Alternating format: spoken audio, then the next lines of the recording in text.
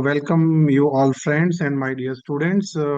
उम्मीद है आप सब लोग अच्छे होंगे, पढ़ रहे होंगे, पढ़ाई कर रहे होंगे, अपने दोस्तों के साथ, अपने टीचर्स के साथ, मेरे साथ मिलके फायदा उठा रहे होंगे इस सीरीज का जिसका नाम है 50 डेज ऑफ फिजिक्स चैलेंज। ठीक है, आज हम पहुंच गए हैं डे नंबर 42 पे। सिर्फ 8 वीडियो बची हैं इसके बाद। 20 तारीख तक, 20 जनवरी मेरा टारगेट है कि हम 20 जनवरी तक सारा का सारा सिलेबस अपना ओवर कर देंगे। तो इसको आप पढ़िए, समझिए, ताकि आपको और बेनिफिट हो सके। आज का जो हमारा है, हमने ऑप्टिक्स खत्म कर दिया है। आज हम चल रहे हैं अगले पार्ट के ऊपर जिसका नाम है फोटो इलेक्ट्रिक इफेक्ट। और फोटो इलेक्ट्रिक इफेक्ट क्या होता है? जब हम लाइट डालते हैं सूटेबल फ्रिक्वेंसी की किसी मेटल सरफेस के ऊपर, तो उसके अंदर से फोटो इलेक्ट्रिक करंट निकलता है। तो यहाँ पे ये 3 ग्राफ आएंगे आपके पास बेटा। ये 3 ग्राफ रट लो। आपको समझ में आए या ना समझ में आए, जो भी आपको समझ में आ रहा है, अगर प्रॉपर समझ में आ गया तो वही ग्राफ बना दो। नहीं समझ में आ रहा तो कह के जय बजरंगबली का नाम पूरा का पूरा पहाड़ उठा लिया था उन्होंने। आप तीनों के तीनों ग्राफ बनाए हो। ठीक है, क्योंकि इनमें से एक ग्राफ पक्का आएगा ही आएगा। तो आपको अगर समझ में आ जाए तो बहुत बहुत अच्छी बात है, ना समझ में आए तो तीनों के तीनों ग्राफ बना के आ जाओ। पहला ग्राफ जो है वो आपके सामने है, फोटो इलेक्ट्रिक करंट और इंटेंसिटी ऑफ लाइट का। देखो, फोटो इलेक्ट्रिक इफेक्ट का नाम यही है कि लाइट डालो और करंट ले जाओ। तो अगर हम लाइट डालेंगे तो उसकी वजह से इंटेंसिटी बढ़ेगी। इंटेंसिटी क्या है? एनर्जी पर यूनिट एरिया पर सेकंड। एनर्जी बढ़ेगी तो वो इलेक्ट्रॉन्स उस एनर्जी को एब्जॉर्ब करेंगे। एनर्जी एब्जॉर्ब करेंगे तो इलेक्ट्रॉन्स जो है ज्यादा इजीली बाहर आ सकते हैं। वो बाहर आएंगे तो भाई इलेक्ट्रॉन्स जो है एमिट आउट हो गए, तो वही हमारा फोटो इलेक्ट्रिक एमिशन है ना। तो इंटेंसिटी बढ़ाते जाओगे तो उसकी वजह से आपको फोटो इलेक्ट्रिक करंट भी बहुत ज्यादा मिलेगा। इसीलिए ये दोनों जो है डायरेक्टली प्रोपोर्शनल है। ये सबसे इजी हमारे पास ग्राफ है डायरेक्टली प्रोपोर्शनल का। दूसरे ग्राफ के ऊपर चलते हैं हम। दूसरा ग्राफ जो है वो रहेगा हमारा बिटवीन पोटेंशियल। ठीक है, अब हमने क्या किया, इंटेंसिटी को तो फिक्स कर दिया। इंटेंसिटी फिक्स करने के बाद हमने देखा कि अगर हम पोटेंशियल बढ़ाते हैं तो पोटेंशियल की वजह से भी तो कुछ एमिशन हो सकता है ना। तो पोटेंशियल बढ़ाने की वजह से क्या इफेक्ट पड़ेगा? तो आइए चलते हैं उस ग्राफ के ऊपर। ये रहा हमारे पास उसका ग्राफ। तो हमने क्या किया, देखो यहाँ पे इस ग्राफ को समझने के आपको ना 2-3 पॉइंट्स हैं। पहला पॉइंट तो ये देखो, ओरिजिन, ये ओरिजिन है। ओरिजिन का मतलब है कि पोटेंशियल जीरो है। पोटेंशियल जीरो के ऊपर भी करंट की कुछ ना कुछ वैल्यू होगी। क्यों होगी? क्योंकि लाइट डाली हुई है ना। ये फोटो इलेक्ट्रिक इफेक्ट की बात हो रही है। फोटो इलेक्ट्रिक इफेक्ट का मतलब है कि लाइट डालोगे करंट मिलेगा ही मिलेगा, बिकॉज इलेक्ट्रॉन्स उस एनर्जी को एब्जॉर्ब करेंगे और बाहर निकलेंगे। ठीक है, इलेक्ट्रॉन्स उस एनर्जी को एब्जॉर्ब करेंगे और बाहर निकलेंगे। तो चाहे आपने पोटेंशियल लगाया नहीं लगाया कोई फर्क नहीं पड़ता। जीरो पोटेंशियल के ऊपर भी आपको कुछ करंट की वैल्यू मिलेगी, पहला पॉइंट। दूसरा पॉइंट, हमने धीरे धीरे अब इंटेंसिटी को फिक्स कर दिया। ये I3 है मान लो इंटेंसिटी।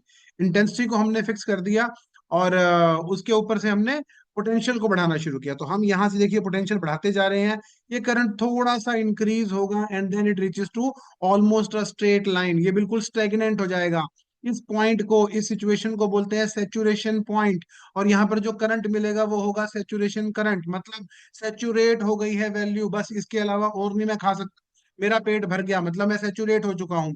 यहाँ सेचुरेशन करंट का मतलब ये है कि ये पोटेंशियल इतने ही इलेक्ट्रॉन्स को बाहर निकाल सकता है, इसके अलावा और इलेक्ट्रॉन्स को बाहर नहीं निकाल सकता। ठीक है, तो साइंटिस्ट ने सोचा, और ये सब एक्सपेरिमेंटल सेटअप है हमारा।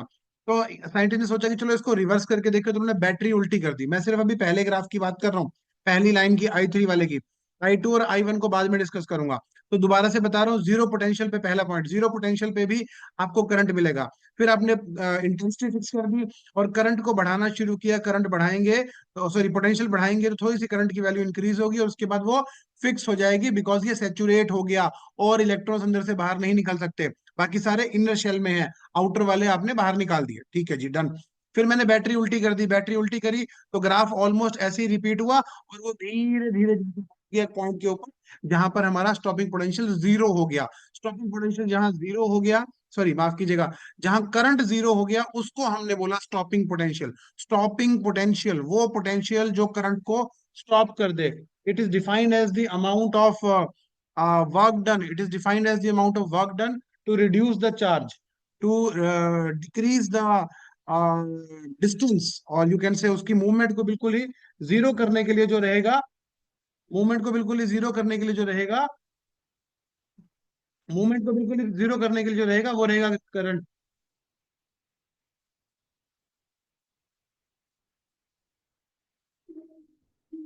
हाँ जी बिल्कुल, मैं इसको दोबारा शेयर करता हूँ। आई होप हम्म या सो दोबारा से बता रहा हूं कि इसको जब ये स्टॉपिंग पोटेंशियल पे पहुंचेगा तो स्टॉपिंग पोटेंशियल क्या है?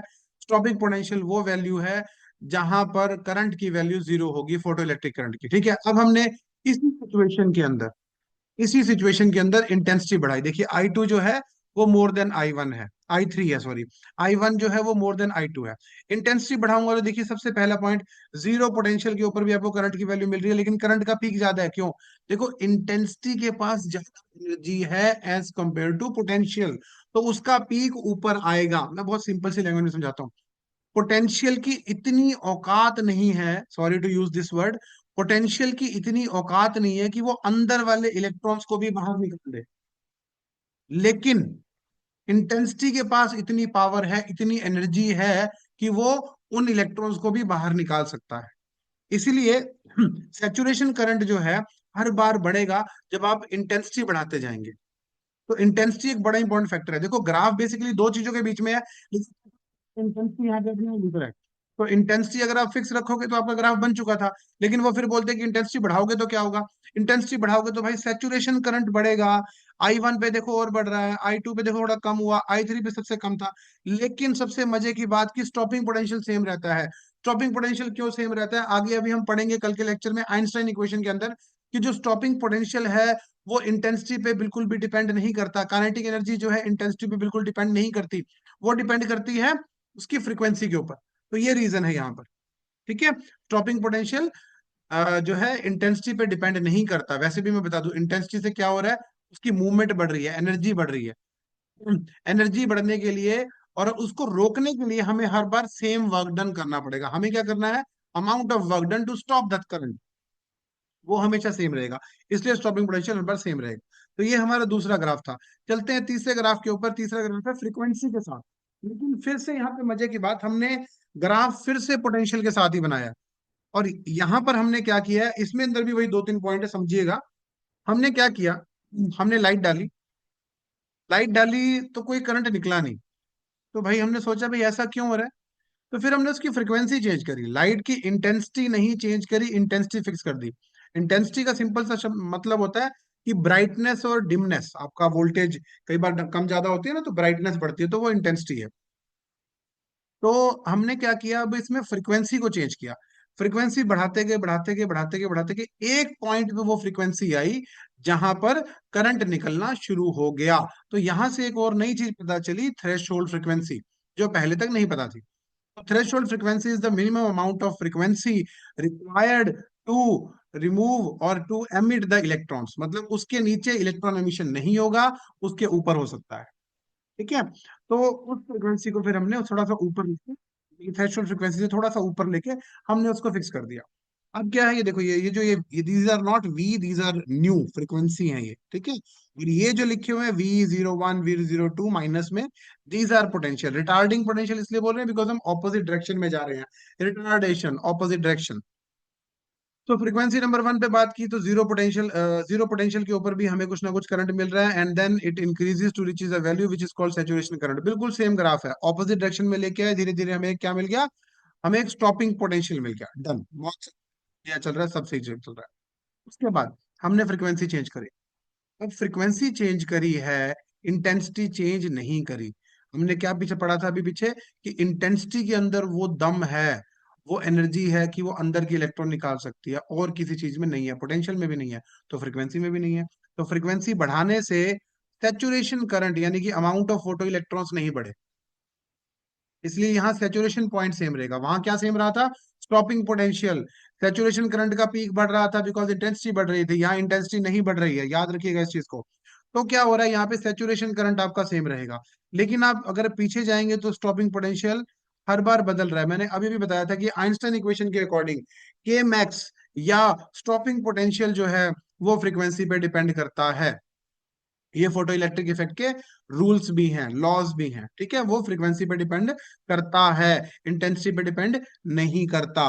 तो फ्रीक्वेंसी बढ़ेगी तो भाई वो भी बढ़ेगा, ये ऑपोजिटली इसलिए इंक्रीज हो रहा है, नेगेटिवली इंक्रीज हो रहा है, हम ऐसे कहते हैं। तो ये हमारे आज के तीन ग्राफ थे, बड़े इंपॉर्टेंट। दोनों ग्राफों को आप ध्यान से समझ लीजिए। तीसरा तो आपको याद रहेगा, आई होप तीसरे में इतनी प्रॉब्लम आपको नहीं आने वाली है। और इन दोनों ग्राफ को आप समझ लीजिए ये जो है आपको बहुत काम आने वाले हैं। और ये आपको समझ में ना आए कुछ, तो भाई तीनों के तीनों बनाइएगा। ठीक है, आज के लिए इतना ही वीडियो में। कल मिलते हैं आइंस्टाइन इक्वेशन और थोड़े से न्यूमेरिकल्स के साथ। सी यू टुमारो, बाय।